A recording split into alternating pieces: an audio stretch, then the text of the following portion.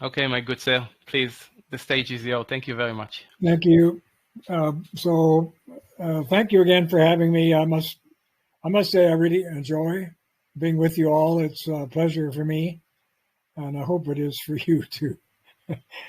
I want to start this section. It's a continuation of the last segment, and this part of it's called wage slavery.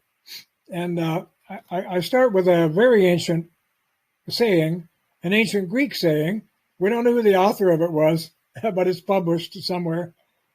First, secure an independent income, and then practice virtue. Now, the implication of the saying is that virtue cannot be practiced unless you have an independent income. Just pause to think for a moment how radical that is in the eyes of today's citizenry, every one of whom just assumes that they have an independent mind, even though they do not have an independent income, most of them. The vast majority do not. They're working for other people most of their lives. So, as I say, that's a radical statement if it's looked at from the point of view of the present. Let's see now what this is all about.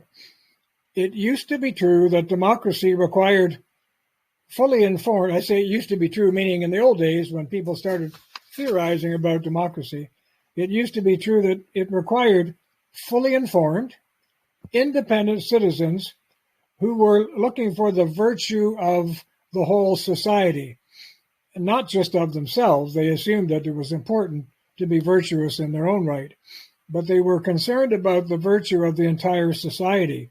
I don't think you're going to hear that kind of overarching concern today, at least not from very many people. Citizens, in other words, had to be capable of forming their own free opinions, beholden to no other for their welfare, for dependency corrupts and it weakens individual judgment, and thus it transforms democracy from an expression of the true will of the people into an expression of their political or economic masters. Remember when we talked about Rousseau, how concerned he was to put his finger on the true, or what he called the general will of the people, and what a disaster actually came out of that once it became an abstract ideal. At any rate, I can sum up that little paragraph by saying that underlying all this was the belief that only a fool would vote against his master, and therefore he was not free, democratically speaking. Now, the ancients despised not only lowly work, as mentioned, but also the idea of selling one's labor, which they considered akin to temporarily selling a part of your physical self into dependency. Now, this attitude persisted in the West right up to the onset of the age of industrialism, when a now largely forgotten war of public opinion erupted once again between the proponents of free labor and those who were proponents of wage labor, which is more typically characterized, at least by me, as wage slavery. Before the onset of mass employment, the civic ideal for democracy, one especially vivid in frontier Canada and America, because, as I mentioned before, these two enormous nations were kind of experimental grounds, conceptually speaking, for people curious to know what would become of them according to the type of system with which they originated. So, as I say, the civic ideal was captured in those days in the image of the independent pioneer, the voyageur, especially in France, that's a French word, the voyageur, the traveling hunter, the artisan, and especially the freehold farmer. It was a man who must answer to God, to the law, and to his own conscience, but not to much else. And vigorously so. Most of those people in those days, they were kind of, don't tell me what to do type of individuals, very, very boldly individualistic. In such a world, there was sincere pity felt for any man who had to bend his back like a serf to earn money for a third party, rather than for himself and his family alone. Now, this attitude had already matured and become an essential part of a political philosophy that became known and that we know as civic republicanism by the 18th century. As Harvard's Professor Michael Sandel writes in his interesting book, Democracy's Discontent, excuse me, he writes, quote, according to the Republican conception of freedom, it is by no means clear that a person who works for wages is truly free. I am free, he says, only to the extent that I participate in self-government, which requires, in turn, that I possess certain habits and dispositions, certain qualities of character that simply cannot be acquired as a wage laborer. In other words, again, he says, economic independence is essential to citizenship, unquote. And so the entire factory movement, as we call it today, which seduced independent farmers and artisans away from their villages and families, was deplored initially as something that would change the character of the people from bold and free to enervated. Enervated is an English word that means lacking in energy. So enervated, dependent, and slavish. Those are Sandel's words again. Orestes Brownson, a famous Southern orator of the last century in America, described wage labor as a device of the devil for the benefit of employers who wanted to, quote, retain all the advantages of the slave system without the expense, trouble, and the odium of being slaveholders, unquote. In other words, the industrial wage labor system was a kind of substitution for chattel slavery, but it was a form of slavery itself. The ordinary Christian in those days, most people, that is, felt that if one were to be fully human, one could never allow oneself to become politically, economically, or religiously dependent on another sinful and corrupt human being, unquote. And thus, wage slavery soon became the dominant metaphor of the American Civil War debate over physical or chattel slavery.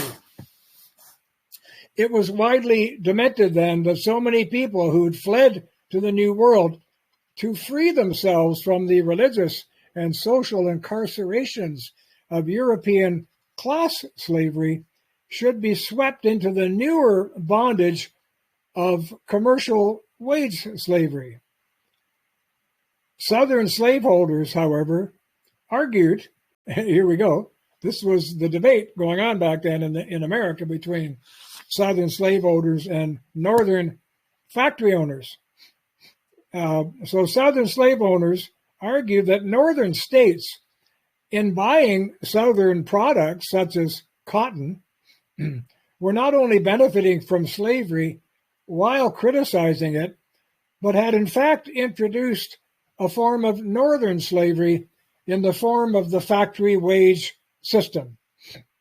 By turning labor into a commodity, in other words, the, quote, hire them and fire them, unquote, mentality, uprooted the traditional connection between work, family, and community, and thus created the conditions for unemployment, poverty, homelessness, begging, squeegee kids. I don't know if you know what a squeegee kid is, but here sometimes when you're driving along and you come to a stoplight, there's some kid on the median between the two kinds of traffic, and he's got a sponge on the end of his stick and soap and all that, and he offers to wash your windows for whatever you're going to give him. So at least he's giving you something for your money. But anyway, we've many times, many occasions, many cities in North America have had a lot of these squeegee kids hanging around. And of course, social decay. At least in the South, they argued, a slave, though compelled to work, was secure for life. Southern slavery, they argued, was a form of private socialism. Labor was not a commodity under a brief contract, but rather a kind of trust fund overseen by the master, who was expected to be a husband to labor in the extended sense of that term. The slave had food, a home, and a place for his family, and he was supported in sickness and old age. In the North, however, a mere wage master could heartlessly bolt the door and turn hundreds of loyal workers into frightened beggars overnight. As one distraught Southerner put it, quote, "The difference between us is that our slaves are hired for life and well compensated. There is no starvation, there is no begging, but yours," meaning up in the North, "are hired only by day, and they're not cared for, and they are poorly compensated," unquote. Now, of course, each of them are taking their own sides in this, and there's probably some kind of more muted truth going on here, but it gives you a sense of the arguments on both sides of the slavery question, which was incredibly vital form of dispute back in the day. Although Southern slavery was obviously far from idyllic, the accusations hurled at the North had some bite. The Southern situation was an echo of the ancient Greek one. There, before democracy arose and every man had his master, extreme poverty was unknown. I'm quoting again. A man was supported by his chief. The one to whom he owed obedience was bound in turn to provide for his wants, unquote. And this is the kind of situation we end up in with a later form of slavery, I guess you'd call it, which we call feudalism. Certainly in England from the 11th century on, it was like a feudal society until quite late. But that was, in a sense, a form of slavery where the serf owed the master a certain amount of work in exchange for his residence and his shelter and his protection. And the master owed him that protection. And most of the masters in those days who were serf-holding masters, they had their own troops, their own soldiers, their own army, private armies. And sometimes you could be out working in the fields and you could hear a lot of gunshots or whatever, or hear the clatter of swords banging each other. And you look across the fields over there, what's that? All that noise about? Oh, well, it's our master. He's going to battle with the master next door. They're having an argument. But so much of warfare in those days, until it got more broad, was private warfare, where feudal masters would attack each other over their disputes. So anyway, this same protective mantle existed, as I say, in all feudal systems of the world, English, French, Russian, or Japanese, whatever. But with the freedom of democracy, it becomes suddenly more publicly clear that some are smart, some stupid, some ill-fated, some lucky, some hardworking, and some lazy. And all are on their own. So in ancient Athens, and arguably in all subsequent democracies, there soon emerged a class of poor that had to use democratic means to install a tyrant to provide security by waging a war on wealth. I went over this in our last talk, how the democracy in Athens changed hands many times according to who was away at war and who wasn't. But it was ever thus. Throughout the ancient world, it was the aristocrats, not the people, who prized freedom, including the freedom to own a slave. It was those in the poorer masses, often through their aristocratic, more radical friends, who called for a democracy that could be used for their gain.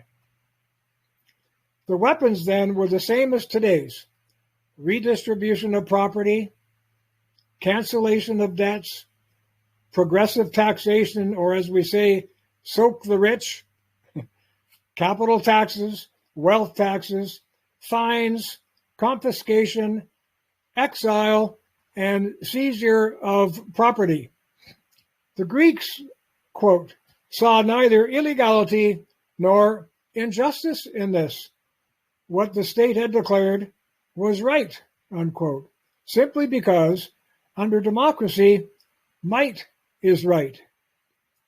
So the people exercised a kind of revenge against the competent for having imposed the burden of freedom on them. And arguably, and I'm going to get to this in our last section next week, arguably this is the same dynamic underlying the modern welfare state. The modern so-called free wage slave felt this new burden very keenly. He had to work or starve, and he worried in his sleep about providing for his family the next day. What if I get fired? And all that.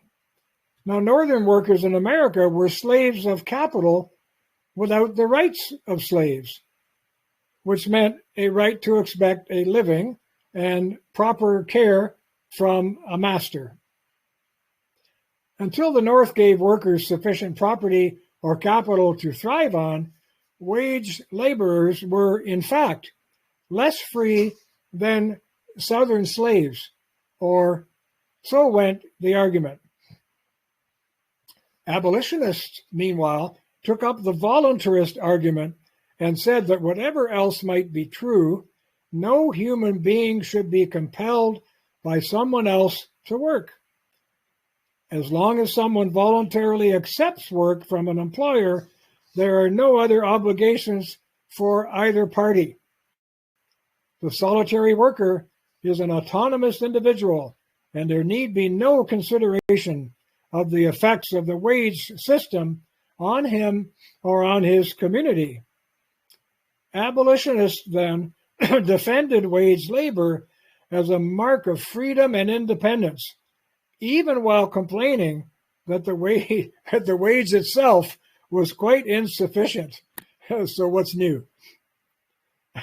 Well, the new theory of labor, one based solely on voluntary contract, contributed to the diminishment of society as a moral force, which in turn left the responsibility for economic security more and more on the solitary individual.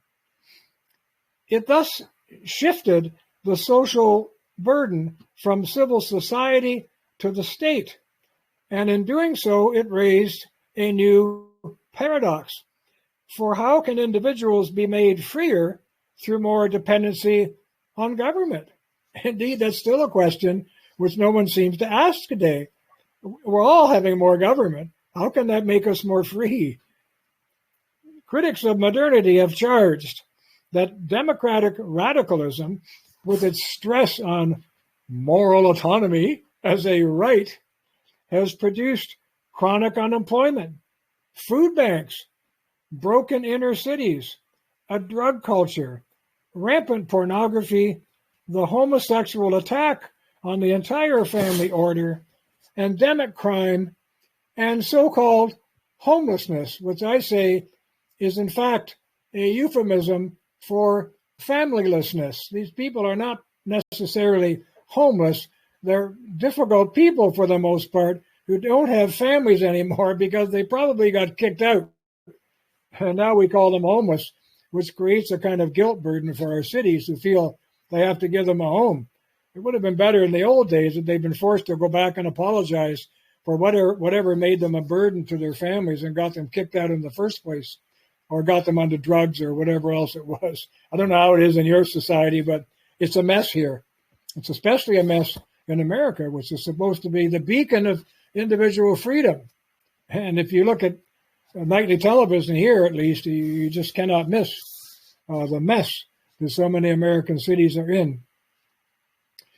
However, to visualize the contrast, consider the average day of the independent worker, farmer, or entrepreneur. He sleeps as long as he likes. He wakes up when he wishes. He works as little or as long as he pleases. He takes a holiday when he chooses, pays himself whatever he can, and generally controls his own life. But even the best paid wage laborer today must arrive at work by a certain time, possibly has to punch a time clock and to be supervised to see that the required work quota is met. He only gets statutory and other limited holidays tailored to his boss's needs, and he does not control his own pay or often even get to choose his preferred place of residence. Now, all these things are controlled by a master. So how controlled are workers? A recent American survey of 900 companies found that 63% used some kind of monitoring or video surveillance device to watch their own employees. And a quarter of those companies were doing this secretly. Whoa. So it's one thing to have a master that you acknowledge out in the fields, watching you, whatever you bring in from the crops, whatever. It's another thing to have your own company spying on you secretly. It is curious for sure that the zealous spread of the democratic franchise and our faith in democracy as the belief system that will free us all has been matched every inch of the way by the decline of independent labor. Now just, pause to think about that. The free democratic people are in fact a great huddling mass of wage laborers utterly beholden to paymasters. This inverse relationship between the growth of what I call dream democracy as a euphoric public philosophy and the reality of an ever-increasing loss of true economic independence is surely bizarre. For the more we imagine we are free, the less we actually are. Now, the moral problem with chattel slavery was that the slave was forced to work against his will.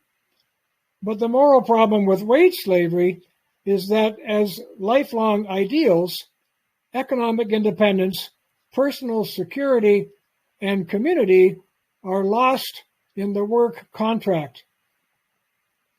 President Thomas Jefferson, he was the very left-wing founder of much of the ethos of America and the main drafter of the Declaration of Independence before the so-called American Revolution.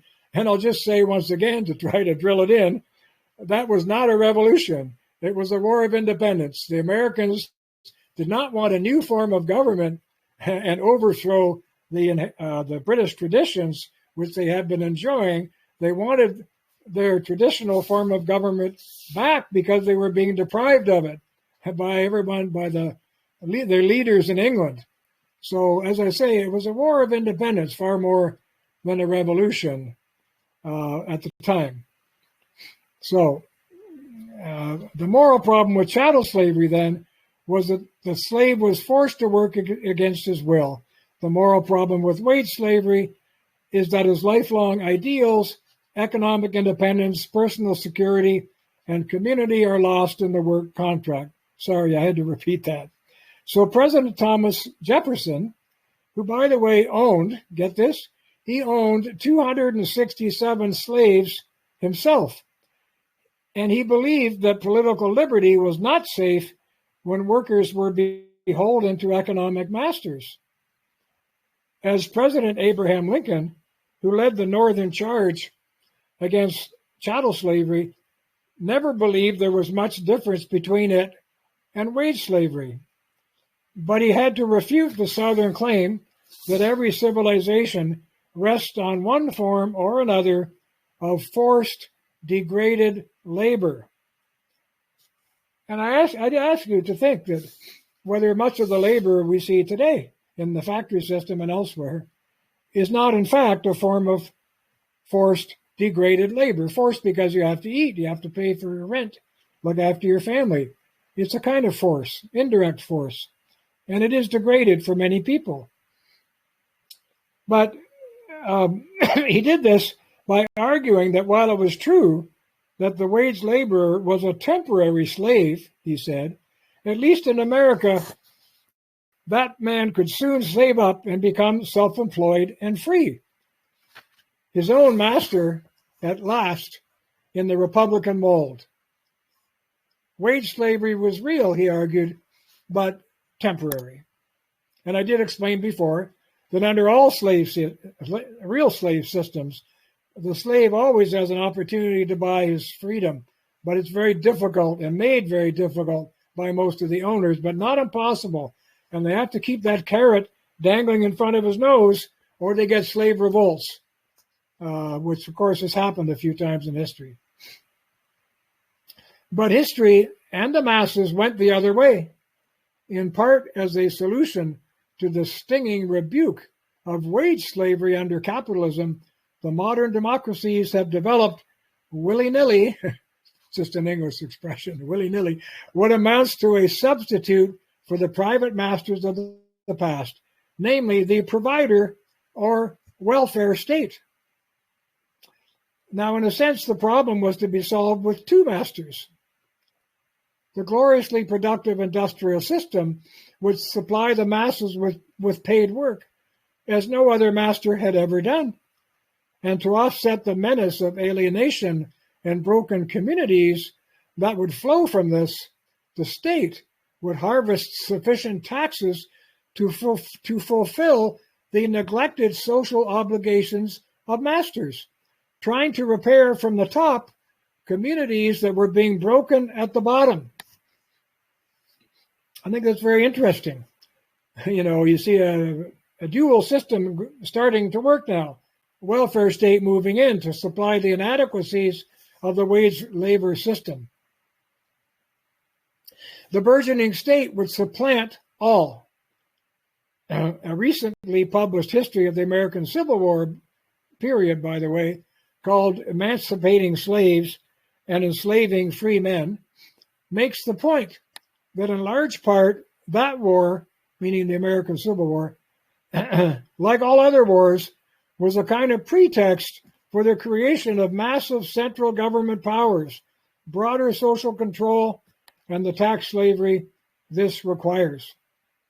In effect, men freed from private masters under chattel slavery ended up with two new masters, the wage boss who could fire them, and the hyper-regulatory state, which legally plunders their labor to give them a controlled, obligatory security. The communist nations forsook this two-part solution. They chose instead to replace all masters with one by taking over all means of production and all private property in exchange for both total control and total security. Sandwiched between these two solutions to the democratic industrial problem of citizenship have been all manner of other schemes, including redistributionism, as it's called, increasingly progressive taxation, workplace democracy, cooperativism, and so-called social democracy. This is a particularly quixotic combination of irreconcilable solutions, since democracy implies a bottom-up process and socialism implies a top-down one. From theory to halting practice, then, we observe frantic attempts to solve the underlying problem of the relationship between democratic freedom and one or another form of servitude. Somewhere in the schemes of all such dreamers, one inevitably finds lurking a certain self-flattering vision of escape from slavery, from the misery, poverty, and humiliation that imprisons human beings. Now, this redemptive dream vision, for which the Garden of Eden was the prototype, usually takes the form of a classless, authorityless society, the central figure of which is a man, and here's the myth, a man with no aristocratic blood and no special education, privilege, or authority. He takes his leisurely morning bath, he plays with the children for a while, and then he dresses for a few hours of very pleasant work before going off to paint a landscape or two or play a soccer game with his friends before a sunset dinner and chamber music with the family. This is clearly a male dream, by the way, for if men had babies, as they say, it would not be possible to imagine. It is a dream of a heaven on earth created without physical effort or suffering or the need for religious or moral guidance or restraint. It is essentially the Edenic dream of self-mastery, freedom from slavery of every kind, in which no one is beholden to another human being and everyone lives free of expertise, free of moral authority, and free of unwilled obligation, and free even from the thraldom of a wayward passion. Ironically, however, for all the centuries of hating the upper classes, this is not a peasant dream. Rather, it is a contradictory dream of a working class aristocracy, and it is the most powerful fantasy underlying the modern democratic urge since the 18th century resurgence of the myth of the state of nature and the noble savage, which we have talked about before, and by the way, which we see more or less embodied in the Marxist dream of the modern man. Now I begin a section called tax slavery. I think it's quite interesting. There has always been a special link between physical slavery and taxation, because the wielders of power, whether that power is vested in kings, emperors, presidents, or in the people, have always promised safety, justice, and welfare in exchange for an obligation in the form of a tax. The most common ancient taxes were on grain harvest. This was called the tithe, T-I-T-H-E in English, the tithe. The most common ancient taxes, as I say, were on grain harvest, and they were fairly high, from 1/6 of the crop in ancient Athens to 20, even up to 50% in some other countries. So the serf or the slave would go out and bring in all his wheat or grain or rye or corn, whatever it was, and he had to fork over up to half of it to the master as a kind of payment and tax. However, certain kinds of taxes have been almost universally reviled and hated in our civilization until quite recently. Except for times of crisis, there was a widely shared belief in the classical period that it was okay to take public or private payment in the form of labor, but taxing all people directly by a head tax, and especially by an income tax, was disgraceful and, I'm quoting, incompatible with the ideal of a free citizen, unquote.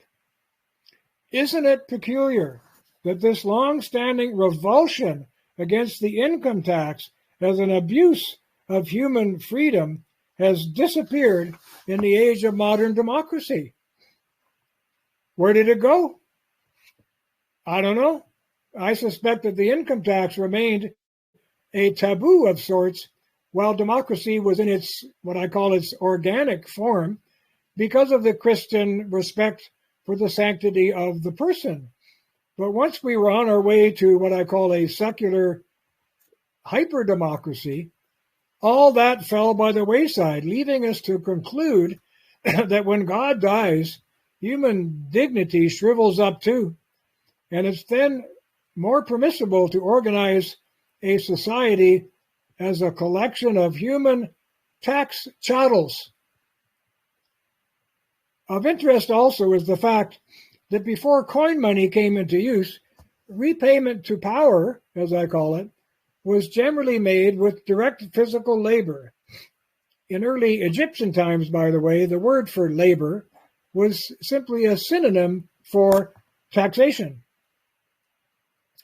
In fact, in every ancient society, whether Incan, Mesopotamian, Greek, Roman, or African, and right through to English and Russian feudal systems, we find uncannily similar forms of forced labor or intermittent slavery as a means of taxation. It is this historical fact that taxes were always exacted physically before they were exacted monetarily that provides the conceptual bridge or link between the two forms of slavery and gives the common phrase, a tax slave, its truth and coherence. For I always say, if the government taxes you 100% of everything you earn, what are you? I think most people would say, well, I'm a slave. I'm working for the government. But if the government taxes you only 50% of what you earn, which is true for some classes of people in my country and many other European countries, what are you? Well, I think the answer logically has to be that you're half a slave. So that's where we are today, on our way to a higher degree of slavery over historical time. But back to the notion of labor, excuse me, as a form of taxation. This mandatory contribution of labor, more recently called a corvée, that's the French term, C-O-R-V-E-E, with an accent over the first E. The corvée has a long history. Most of the military and public works of ancient Egypt and Mesopotamia were constructed using corvée labor from every citizen for a portion of every year. The pharaoh Cheops in Egypt forced 100,000 men to work on his fabulous tomb for 3 months of every year for 20 years. The Chinese regularly forced up to 1 million men to build walls, palaces, tombs, and highways. Egypt continued to require such labor until the end of the 17th century, and Japan ordered each family in Japan to give 40 man days per year until the end of the 19th century. European feudalism required vassals, as they were called, to go to war for their lords for 40 days of every year. And it was corvée labor that, quote, built local roads in England and Scotland from the 16th to the 19th century, believe it or not. And it was used on public works in colonial America and pre-revolutionary France. Until the early 1950s, all able-bodied men in Belgian and French colonial territories were required to provide 15 days of labor each year on the public roads or to pay a specified sum of money. So you can see how money came to become a substitution for actual labor as a tax. In other words, direct slavery ended in the West just before Elvis Presley came on the scene. Of course, certain classes were exempted from the corvée as long as they paid a money tax in its place, which is how the common head tax, and especially the income tax, although it still uncommon until the advent of mass democracy, arose as a substitute for the labor that was due. Neither a head nor an income tax requires the feeding, clothing, and organizing of unwilling people. All that's needed is a law, a collection system, and the threat of death or jail. Mass democracy has thus ushered in a complete transition from physical to monetary corvée in all developed nations. The only vestigial forms of corvée that survive are mandatory military service, such as still exist in places like Switzerland, I think, prison labor, forced public works, and what some people call workfare, which is a moderate form of corvée made possible by the fear of destitution rather than by force. The modern income tax on work must thus be viewed as a veiled form of corvée, in the sense that although many forms of tax, let's say on wine, tobacco, land, or the sales of merchandise, are largely avoidable if we choose not to drink or smoke, to own land, or to buy and sell for a profit. But all must work to live, and so the income tax cannot be avoided. It is thus especially repugnant because it amounts to a tax on staying alive. You just have to think deeply about how revolting this notion was to people when the income tax first appeared in America and Canada. It was around the turn of the 20th century, just before or during the First World War. I can't give you the exact date at the moment, but there was no income tax before that. There were all kinds of other taxes, as I mentioned before, like excise taxes, import taxes, and all that sort of thing, but not on your labor, not on work. Everyone senses this, and so for generations, the mere word tax has been filled with meaning and symbolism in the fight for freedom. Every American, at least, remembers the Boston Tea Party, which was a revolt against Britain over so-called taxation without representation.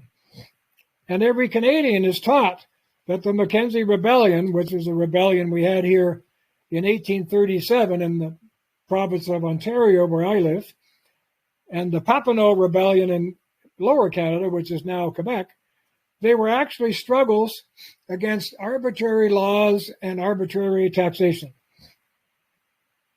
The forebears of modern Canada and America thought of the loss of economic independence, and that is subjection to arbitrary taxation, and the absence of political liberty as utterly abject forms of slavery, compared to which, listen to this, compared to which chattel slavery was entirely secondary.